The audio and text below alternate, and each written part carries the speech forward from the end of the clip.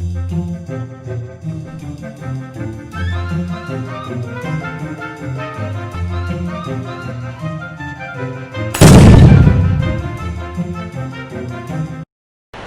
Students, कैसे हो आप सब। तो आज जो शुरू करने वाले हैं, हमने नेक्स्ट पहले जो टॉपिक किए उससे आगे चलते हुए पहले एक बार देख लेते हैं। हमने किया सोल प्रोप्राइटरशिप, हम कर चुके हैं, पार्टनरशिप हो गया हमारा, कोऑपरेटिव सोसाइटीज़ और जॉइंट हिंदू फैमिली बिजनेस जो हमने लिस्ट किया। आज हम लार्जेस्ट फॉर्म ऑफ बिजनेस जो है वो पढ़ रहे हैं। जो सबसे लार्ज लेवल पर स्केल पर बिजनेस होते हैं उसको कौन से होते हैं। तो ओल्डेस्ट फॉर्म ऑफ बिजनेस बोले तो सोल प्रोप्राइटर है ना। और अगर हम ये बोले कि unique form that exist only in India, that is joint Hindu family. और अगर हम ये कहें कि लार्जेस्ट फॉर्म ऑफ बिजनेस कौन सी है, तो लार्जेस्ट फॉर्म ऑफ बिजनेस हमारी वो है joint stock company. Joint stock company इसकी सबसे पहली फीचर जो अगर हम कहें समझने के लिए, तो ये पूरी तरीके से एक लीगल एंटिटी है। इसकी अपनी अलग से एंटिटी होती है, अपने नाम पर एसेट्स और लायबिलिटी परचेज करना, ये सारे काम अपने नाम पर, डेट क्रिएट करना, फाइनेंस इशू करना, ये सारे काम कर सकती है। जॉइंट स्टॉक कंपनी कहेंगे किसको, इसको डिफाइन कैसे करना है। Joint stock company is an artificial company. Artificial, a company is an artificial person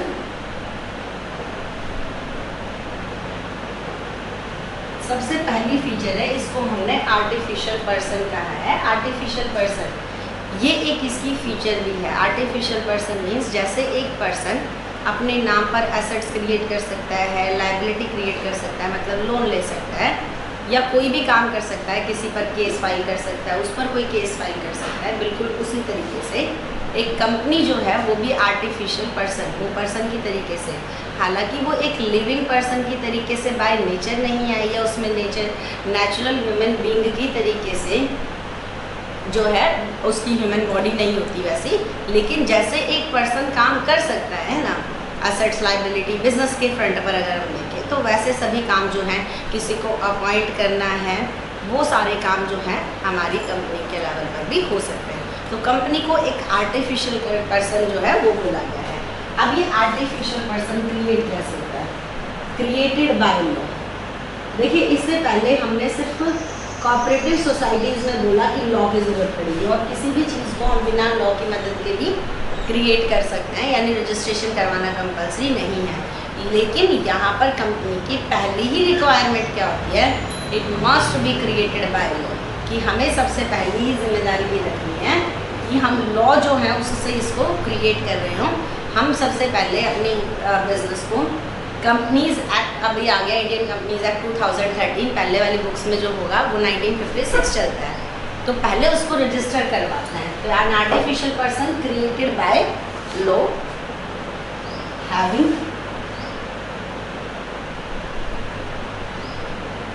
perpetual succession, perpetual succession है, and economy। और एक कंपनी की फीचर होती है कि उसकी एक कॉमन सील होती है। जैसे एक ह्यूमन बीइंग किसी भी डॉक्यूमेंट या डील को ऑथराइज्ड करने के लिए अपने सिग्नेचर करता है ना, क्योंकि कंपनी जो है वो एक नेचुरल पर्सन तो है नहीं, तो वो किस तरीके से चीज़ों को किस तरीके से काम करेगी। किसी डॉक्यूमेंट को ऑथराइज करना है या डील को, वो जो है सिग्नेचर की जगह पर अपनी कॉमन सील जो स्टैम्प है उसको लगाती है। तो अब यहाँ पर है कि joint stock company is an artificial person created by law having perpetual succession and a common seal. यहीं से अब हम इसकी फीचर्स पढ़ते हैं। फीचर्स जो है वो हमारी कंपनी की कौन कौन सी रहेंगी। फीचर्स में सबसे पहली है आर्टिफिशियल पर्सन। आर्टिफिशियल पर्सन में आपको दो चीज़ें डिफाइन करनी है। सबसे पहले इसको आर्टिफिशियल क्यों कहा, सीधी बात है कि कंपनी एक ह्यूमन बीइंग की तरीके से नेचुरल पर्सन नहीं है, बट जैसे कि एक पर्सन के पास अधिकार होता है या अथॉरिटी कह लीजिए, जैसे वो कर सकता है एसेट्स, लाइबिलिटी, अपॉइंटमेंट वगैरह अपने नाम से कंपनी बिल्कुल कर सकती है।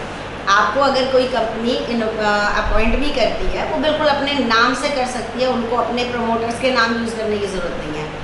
किसी कंपनी में जॉब लग रही है तभी भी, या किसी के साथ कोई डील फाइनल हुई है तो उस कंपनी के साथ डील हुई है, किसी पर्सन का नाम देना ज़रूरी नहीं है। एंड आर्टिफिशियल पर्सन है, एज एन पर्सन ये अपने सारे लीगल काम जो है कर सकती है, किसी पर केस फाइल कर सकती है, कोई कंपनी पर केस फाइल कर सकती है। तो आर्टिफिशियल पर्सन हो गया। दूसरी एक है इसकी लीगल एंटिटी होती है। इसकी लीगल एंटिटी बिल्कुल इसका अपने एक अलग से विधान रहेगा। हमने इसको रजिस्टर्ड करवा लिया है। कंपनी का इवोल्यूशन ही रजिस्ट्रेशन के बाद होता है। सबसे पहले हम उसको रजिस्टर्ड करा लेते हैं। कंपनीज एक्ट में रजिस्टर्ड होने के बाद इसकी अपनी अलग से एंटिटी बन जाती है, यानी कि इसको ये अपने मेंबर्स की एंटिटी से अलग काम कर सकती है। वैसी चीज़ होगी आर्टिफिशियल पर्सन जैसी कुछ होता है। एक बहुत अच्छी चीज़ होती है लिमिटेड लाइबिलिटी। देखिए लिमिटेड लाइबिलिटी अगर हम सोल ट्रेड के लेवल पर देखें, पार्टनरशिप में देखें, या हम जॉइंट हिंदू फैमिली में देखें, किसी ना किसी की लाइबिलिटी तो अनलिमिटेड रही ही है, लेकिन इसमें लाइबिलिटी जो है लिमिटेड रहती है। ये इसकी बहुत बड़ी फीचर्स है कि मान लीजिए आपने टाटा मोटर्स के शेयर खरीदे, इन्फोसिस के शेयर्स खरीदे। अब वो शेयर्स खरीदने आपने कंपनी में इन्वेस्ट किया, और अगर आपने इन्वेस्ट किया 2 लाख रुपए का, कंपनी लॉस में चली जाती है, उसकी वैल्यूएशन घट जाती है, कितना भी नुकसान हो जाए, लेकिन वो आपसे अगर 2 लाख के अगर आपने फुल्ली पेड शेयर खरीद लिए हैं, उसके बाद चाहे कंपनी को कितना भी लॉस हो जाए वो आपकी पर्सनल प्रॉपर्टी नहीं मांगेंगे, ना ही मांग सकते हैं, क्योंकि लिमिटेड लाइबिलिटी होती है। Members liability is limited only up to their investment in company. Their personal assets can be use for the business obligation. उनकी पर्सनल एसेट्स को आप यूज़ नहीं कर सकते हो बिजनेस ऑब्लिगेशन के लिए। तो ये एक बहुत बड़ी फीचर रहती है कि कंपनी में आपकी पर्सनल एसेट्स, अगर आप प्रमोटर्स होकर कोई बड़ा ही स्कैम कर दे तो आपको उस गुनाह के लिए तो किया जा सकता है, लेकिन कंपनी को अधिकार नहीं है कि वो आपकी पर्सनल प्रॉपर्टी पर क्लेम करेगी। तो ये एक अलग फीचर होती है लिमिटेड लाइबिलिटी। मेंबर्स की लाइबिलिटी पूरी तरीके से लिमिटेड रहेगी। एक इसमें बात आती है परपेचुअल सक्सेशन। ये क्या चीज़ होती है परपेचुअल सक्सेशन? देखिए इसमें एक फ्रेज दिया जाता है, मेंबर्स में कम, मेंबर्स में go, but company goes on forever.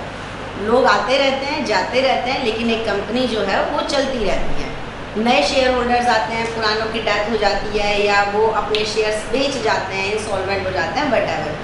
किसी भी मेंबर्स के मरने से, दिवालिया होने से, रिटायर होने से, चले जाने से, शेयर्स बेच देने से कंपनी के ऊपर कोई फ़र्क नहीं आता, क्योंकि कंपनी का अपना एक लीगल एंटिटी है। आप कंपनी के शेयर्स बेच देते हो, नए मेंबर आ जाते हैं, ठीक है ना। कोई कंपनी के मेंबर्स से इसकी एंटिटी डायरेक्टली नहीं जुड़ी होती, तो यहाँ पर इसकी सक्सेशन परपेचुअल रहेगी, निरंतर चलने वाली रहेगी। जब तक कंपनी का लिक्विडेट ही ना हो जाए, जो कुछ एक्सट्रीम कंडीशन में होता है, तब तक कंपनी अपने मेंबर्स के कारण कम से कम, कि उनके इंसॉल्वेंट होने से, रिटायर होने से, डेथ होने से कंपनी की एग्जिस्टेंस पर कोई फ़र्क नहीं आता। इससे पहले हमने सोल ट्रेड में, पार्टनरशिप में ये देखा कि स्टेबिलिटी कंपैरेटिवली कम होती है। सोल ट्रेड में तो बिल्कुल अनस्टेबल एग्जिस्टेंस है, लेकिन यहाँ पर स्टेबिलिटी पूरी रहेगी। कंपनी देखिए कितनी जब बोल देते हैं कि 150 ईयर्स ओल्ड कंपनी है, या ये 200 साल पुरानी कंपनी है, किस तरीके से कंपनी, क्या कोई 200 साल से जी रहा है क्या उनके पार्टनर? नहीं, कंपनीज के शेयर नेक्स्ट जनरेशन को चले जाएंगे, नेक्स्ट लोगों को चले जाएंगे। तो कंपनी की एक बहुत बड़ी फीचर क्या होती है कि परपेचुअल सक्सेशन। एक इसके अंदर है फॉर्मेशन। कंपनी को फॉर्म किस तरीके से किया जाता है? कंपनी की फॉर्मेशन के लिए 2 तरीके की कंपनी होती हैं, पब्लिक और प्राइवेट कंपनी।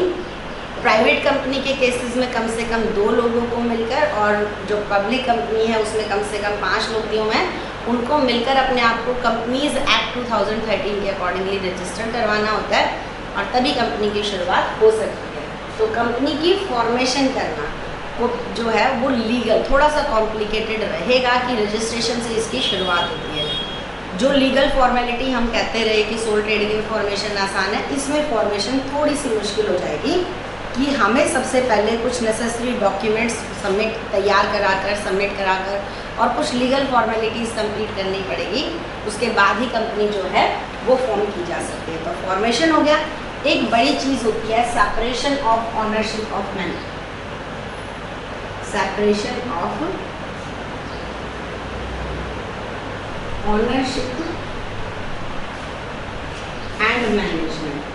देखिए सोल ट्रेड के लेवल पर जो मालिक होता है वही मैनेज भी कर रहा है, लेकिन कंपनी के लेवल पर मैनेजर अलग लोग होते हैं और ऑनर्स और अलग लोग होते हैं। आपने कंपनीज के शेयर खरीदे या किसी ने भी खरीदे, प्रमोटर्स ने खरीदे, वो क्या हो गए, कंपनी के ऑनर्स हो गए, मालिक जिनका पैसा लगा हुआ है।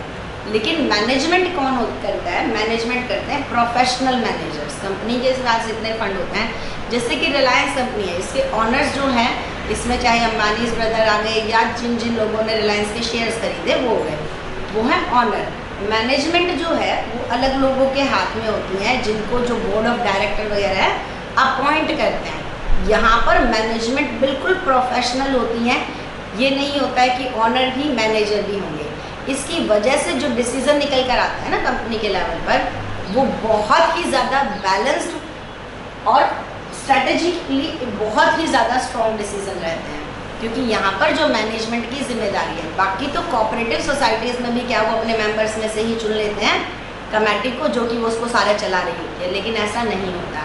इसमें बोर्ड ऑफ डायरेक्टर्स अलग होते हैं, फिर वो मैनेजर्स को अपॉइंट करते हैं, और एक तरीके से प्रोफेशनली अपॉइंट जो मैनेजर्स होते हैं वो चीज़ों को चला रहे होते हैं, तो ज़्यादा बेटर काम हो पाता है। उसके बाद एक चीज़ है, हमने पढ़ा इसकी कॉमन सील की बात होती है। कॉमन सील एक बहुत यूनिक फीचर होती है। आप एक सिंपल सा सोच लो, कंपनी की स्टैंप क्या लीजिए, कॉमन सील जो है, जिस भी डॉक्यूमेंट के ऊपर कंपनी की कॉमन सील नहीं लगी है, उस डॉक्यूमेंट्स की टर्म एंड कंडीशन से आप कंपनी को बांध नहीं सकते, उसको फोर्स नहीं कर सकते।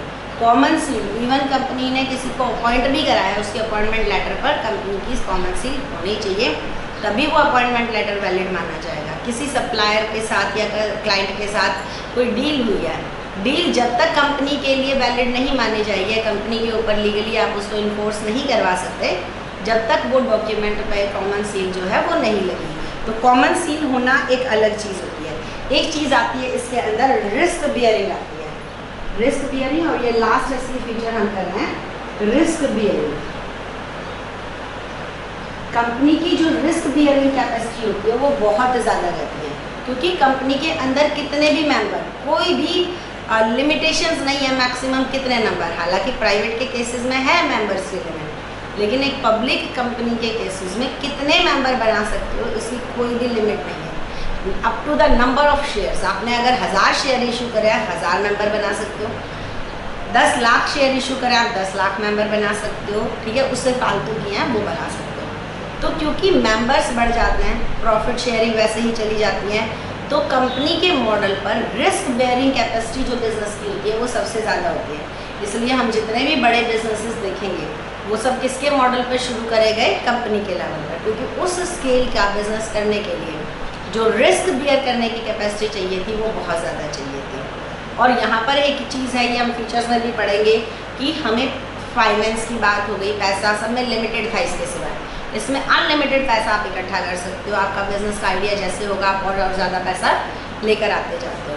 तो ये हमारी हुई पूरी कंपनी के बारे में हमने पढ़ा। इससे पहले जो हमने पढ़ा उनसे ये बिल्कुल अलग है। ये लार्जेस्ट फॉर्म ऑफ बिजनेस है, छोटे बिजनेसेस के लिए नहीं, बहुत बड़े स्केल पर अगर आपको बिजनेस करना है, बहुत पैसा ज़्यादा चाहिए, रिस्क के लिए आपको ज़्यादा कैपेसिटी चाहिए, या फिर कैपिटल जो होती है वो हमें बहुत ज़्यादा चाहिए, के साथ साथ प्रोफेशनल मैनेजमेंट भी चाहिए उस कैपिटल के लिए। वो सभी चीज़ें एक साथ जिस फॉर्म ऑफ बिजनेस में पड़ेगी वो कंपनी है, जॉइंट स्टॉक कंपनी है, जिसमें लोग वॉलंटरी एसोसिएट करते हैं, बिल्कुल कोऑपरेटिव की तरह, लेकिन फ़ायदा कमाने के लिए। कोऑपरेटिव सोसाइटी में किस लिए वॉलंटरी एसोसिएशन हुई थी, अपने मेंबर्स की एक दूसरे की हेल्प करने के लिए। ये एक वॉलंटरी एसोसिएशन है जिसमें मेंबर्स प्रॉफिट कमाने के लिए साथ आते हैं, अपने आप को जो भी कंपनीज एक्ट है उसके अंदर रजिस्टर्ड कराते हैं और उस बिज़नेस को रन करते हैं। ये हमारा जो हो गया, ये कंपनीज का फॉर्मेट हो गया।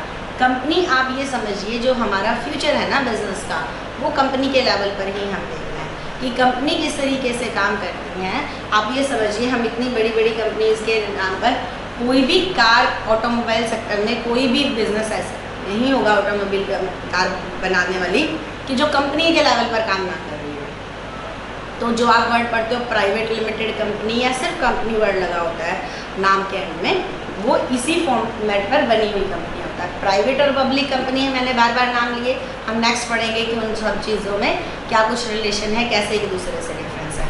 आज के लिए सिर्फ आपका एक छोटा सा इंट्रोडक्शन हुआ कि कंपनीज जो हैं वो क्या हैं और किस तरीके से काम करती हैं।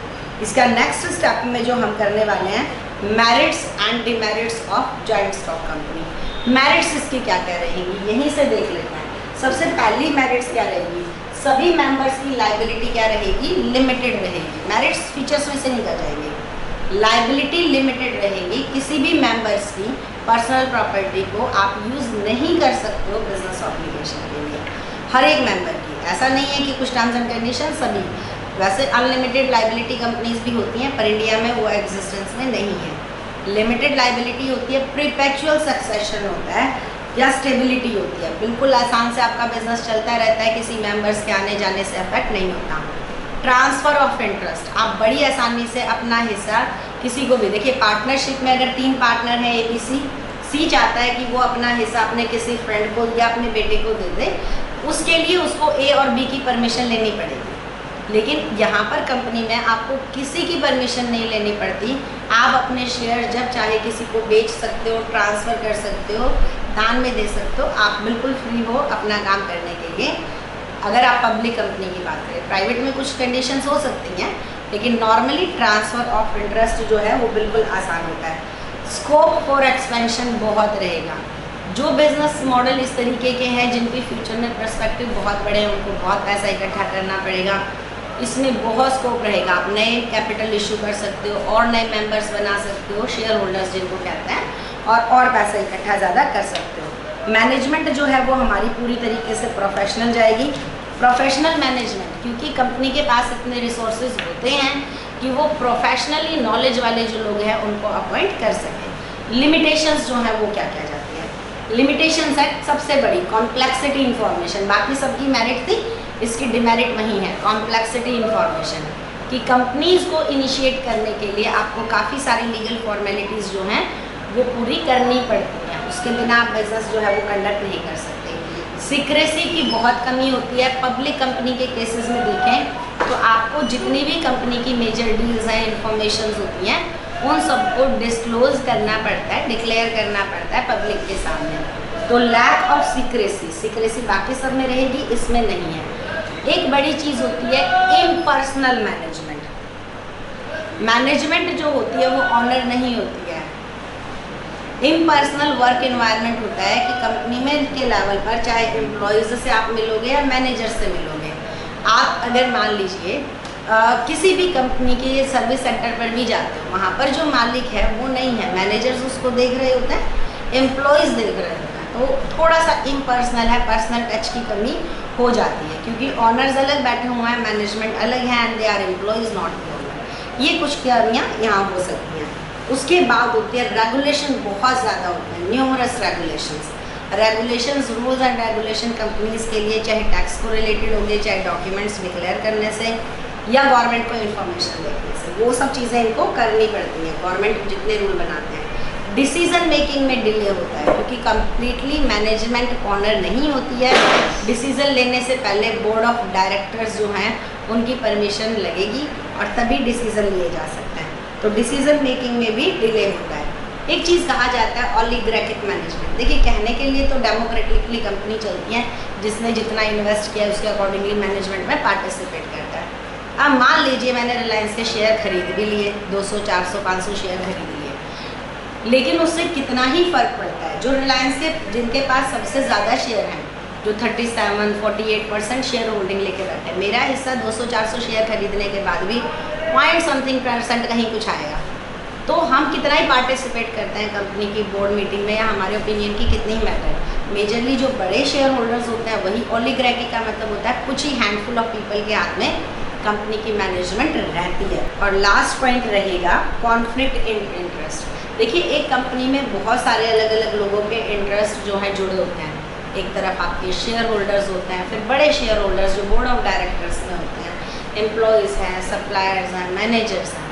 कई बार ये देखा जाता है मैनेजमेंट और ऑनर्स ठीक है, या जो बड़े ऑनर्स हैं उनमें और स्मॉल ऑनर्स में उनके डिसीजन मेकिंग में, ठीक है, सिंक्रोनाइजेशन लाना या बैलेंस लाना मुश्किल होता है। कुछ शेयर होल्डर कुछ बातों से एग्री करते हैं, नहीं करते हैं, तो यहाँ पर इस तरीके की संभावना है। जब भी एक से ज़्यादा लोग मिलकर एक साथ किसी चीज़ के लिए काम करते हैं तो कॉन्फ्लिक्ट को तो हम अवॉइड नहीं कर सकते। और कंपनीज़ के केसेस में बहुत सारे लोग आ जाते हैं, तो कई बार वो एक ही डिसीज़न पर एग्री हो जाएं, ये चीज़ थोड़ी सी मुश्किल होती है। तो ये कंपनी की हमारी लास्ट लिमिटेशंस बनेगी। तो हमने मेजरली आज टॉपिक पढ़ा कंपनीज़ क्या हैं और कंपनीज़ की फीचर्स क्या हैं। हमने फीचर्स में से ही कोशिश करी मेरिट्स और डिमेरिट्स को अलग करने की। आज के लिए इतना ही। होपफुली आपको समझ में आया होगा। अपने एक्सपीरियंस ही शेयर करते रहिए। Thank you.